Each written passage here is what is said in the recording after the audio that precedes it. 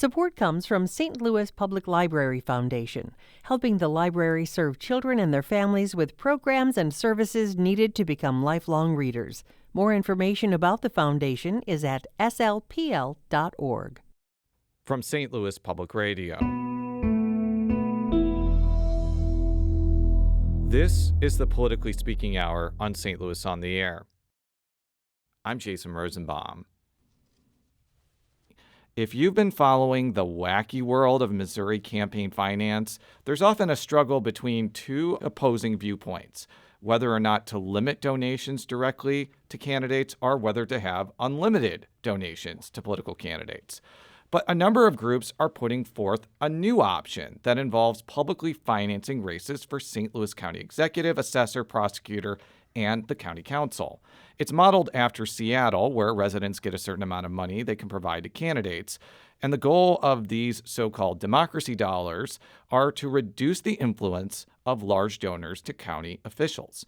Joining us now to explore this idea further are two people who are involved in the Honest Elections Report, University of Missouri St. Louis professor Anita Manion, and Benjamin Singer of Show Me Integrity, a group that advocates for ethics overhauls in government. Welcome to the Politically Speaking Hour on St. Louis on the Air. Thanks for having us. Thanks, Jason. Before we get into the mechanics of the democracy dollars idea, why did you feel St. Louis County in particular needed this campaign finance overhaul? Well, colleagues and I studied what campaign finance looked like for St. Louis City mayoral races and St. Louis County executive races from 2011 to 2021. And we found that not only is there a lot of money in those elections, but it disproportionately comes from large dollar donors and from white men and flows to white male candidates. And so our research showed that candidates who are women and people of color have a harder time raising that money. They can raise as much, and they often do, but it's a lot more small dollar donations, and they often have to go out of state to get those. I ask because for the most part, county governmental elections often fly below the radar compared to other contests. And with the exceptions of like contested primaries for county executive in like 2014, 2018, 2020, 2022 as well, and county prosecutor in 2018, elections for county council typically aren't that expensive. So what do you think about that dynamic at play? I think that's right. I think that the county-wide races tend to have more. So over that 10-year span, there was over $18 million spent to elect county council members, which is a huge amount of money. And the majority of that came from large dollar individual donors, even more than from corporations and PACs. Okay, so let's walk through this idea a little bit more. From reading the report, candidates for county offices can't just get into the Democracy Dollars program automatically. They would have to take a number of steps. So what are they, Benjamin? That's right. And I want to emphasize that this process of exploring this was the result of a public input process. When we asked the people of St. Louis in surveys, what do you believe elected officials care most about? We offered three options: community interests or my interests, interests of big donors, or receiving funding for their campaigns. 87% said interests of big donors and receiving funding for campaigns. Only 13% chose the community interests or my interests. So the solution that we looked at was one of the most powerful solutions. There are multiple that are working across the country to empower regular people and decrease the corrupting influence of big money in politics. But we looked at this honest elections model in Seattle. It was created by a citizen initiative, not by politicians, and it was responding to the dominance of big money that was trying to buy politicians and seats on the Seattle City Council, especially Amazon. Every resident gets 4 $25 vouchers. That's every eligible voter. I was going to ask, like, it's somebody who's eligible to vote, not necessarily registered to vote, correct? That's correct. So being a citizen, being 18 or older. And it was funded, when they created it in Seattle, by the smallest tax in Seattle history, because as much as we talk about, the disgusting nature of big money in politics, it's actually relatively small compared to, how much it costs to pick up the trash every day or things like that. And the results of of how it worked in Seattle was people-powered candidates were able to beat the Amazon-backed candidates in almost every race, although, of course, every election and every cycle is different. Low-income donors were overrepresented among democracy dollar donors, which closed the racial wealth gap that accounts so much for what Anita and her colleagues found in the disparity of not just how much money is flowing into St. Louis County elections, but where that money is coming from, which is what makes who our officials are paying attention to really inequitable. And so they saw more candidates running who were more diverse, and in policy, they saw more affordable housing, more job training programs, more things to create inclusive growth for the region, which I know is what all St. Louisans want. Now, one of the things that caught my attention is you could not take advantage of this program and also ask people to donate to political action committees. But let me float a scenario that I think could happen here. What would happen if, say, Sam Page decided to take part in this and his friend created a pact, raised unlimited amounts of money without his involvement? Would he then be banned from taking part of the program? Great question. And we have seen both in Seattle and in New York and other places that have similar programs that had this legacy of corruption. Of course, New York City had one of the most corrupt political machines in American municipal history. Tammany Hall. That's right. So what they've seen now under the new system is, big money interests do go to outside super PACs, the local versions of super PACs, and they do spend a bunch of money. What they saw in Seattle is those big money independent expenditures are losing races. People look at the people-backed candidates and they look at who's on the side of big money, and they're voting for the people-backed candidates because the system is structured so that it's giving the participating candidates enough money to compete. Okay, so you mentioned before that each eligible voter would get 4 $25 certificates, correct? So, I did the math a couple of days ago. I would imagine there's 700,000 eligible voters in St. Louis County. Would this cost $70 million to implement? So not every voter even votes, although this was shown to increase voter turnout. And not every voter is going to turn in their vouchers. But what they've seen is a steady increase in people engaging and using the system. And therefore, candidates are actually reaching out to regular people and being accountable to regular people more, not having to spend 70% of their time locked in a room calling big donors, which is what politicians usually complain about having to do to get their election. Okay, because I could see situations where there are people in St. Louis County or elsewhere who may be professionally unable to donate money to candidates. For example, I don't donate money to candidates because it is ethically wrong for me to do so. What would happen? Would they get $100 that they could spend at Schnucks or something since they're not spending any of the money? Or would this only go to people who want to take part in the program? It goes to every eligible voter, and whether you want to financially support a candidate with your democracy dollars, Jason, is up to you.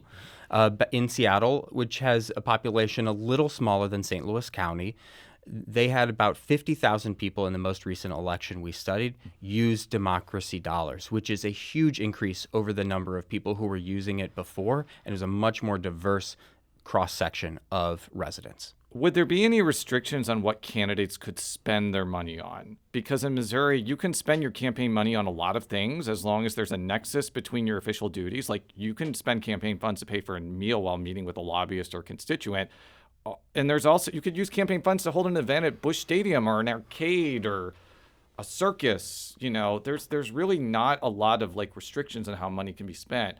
Would you have to self-restrict yourself in order to be part of this program? Fantastic question. And this gets to one of your previous questions, too, about big outside PACs. What we found was overwhelming support from the people of St. Louis, 91% who rated on a 1 to 5 basis, who wanted to create an independent ethics commission to oversee the program, investigate ethics violations, ensure the program is being administered properly, and have it be independent and not subject to an existing politician in the system who might have an incentive to mess with it. So they might be able to regulate that type of thing. Of course, laws can also be passed to regulate expenditures. And it should be mentioned, we explored that issue of these quote-unquote independent PACs that every big politician and their mother has these days. Mm-hmm. And one loophole that can be closed is Missouri law allows, and St. Louis County law allows these politicians to directly coordinate fundraising with those independent PACs. I can go to you, Jason, and say, donate $1 million to the Benjamin PAC. I won't have anything to do with how it spends its money, but my best friend is running it, so donate there.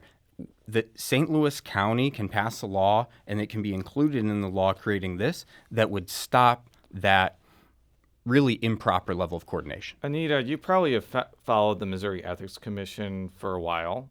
I mean, there aren't many people that do, but it's often had issues like with compliance in Missouri's cornucopia of ethics laws. What do you think would need to be done to make sure a St. Louis County version is actually effective at making sure people follow the rules?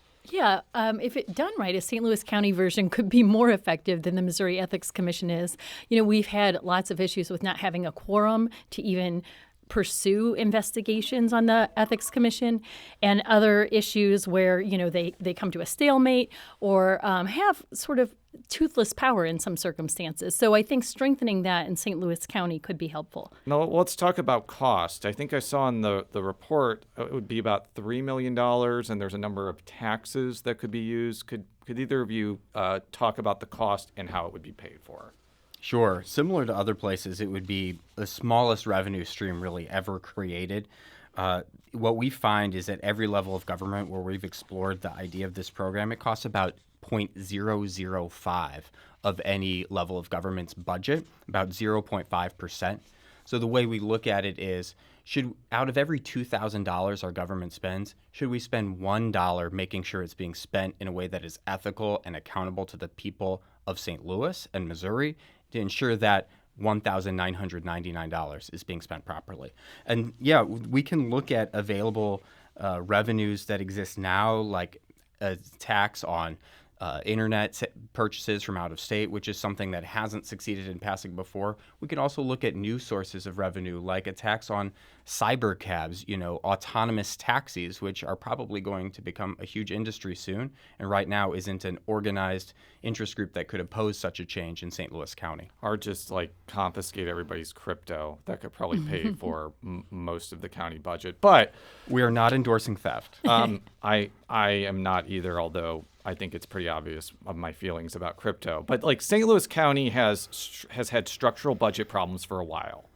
And given that the county's general fund will likely run out of money without big cuts in the next couple of years, I could see people not really wanting any money toward this program when they're staring at cuts to the transportation department and the health department. I would like both of you to address that point, because I could imagine it would be brought up if this is put on the ballot. It seems to me that the funding would be the biggest challenge in getting approval. I think overall the concept is very popular. And what we see is that in St. Louis County, over the time we looked at, there were fewer than 1,500 small dollar donations made in that 10-year time span. So that's a very tiny proportion of the population that's contributing. So I think overcoming that, the funding of it is the biggest issue, but I think otherwise it would be very popular. And in the last 30 seconds, is there any plans to get signatures for this and to try to get this on the ballot? We hope so. Our North County-led coalition really thinks this is critical to racial and economic equity. And we've heard Republicans, including on county council, say, I would fund this because it's going to save 10 times its amount in the corrupt expenditures coming out of county government. So there's definitely an appetite, and we hope to move it forward. Show Me Integrity's Benjamin Singer and UMSL professor Anita Manion both worked on the Honest Elections report, which proposes instituting public financing for St. Louis County elections. Thank you both for being here today. Thanks for having us.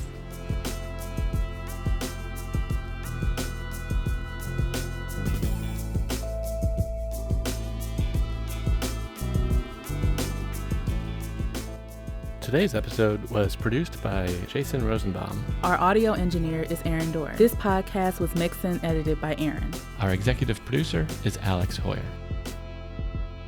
St. Louis on the Air is a production of St. Louis Public Radio. Understanding starts here. Do you find yourself regularly listening to episodes of St. Louis on the Air? Suggest us to a friend you think might enjoy our conversations. And leave us a review and rating on Apple Podcasts on the App Store. It's the simplest way to help people discover our show. Thanks. St. Louis Public Radio is a member-supported service of the University of Missouri St. Louis.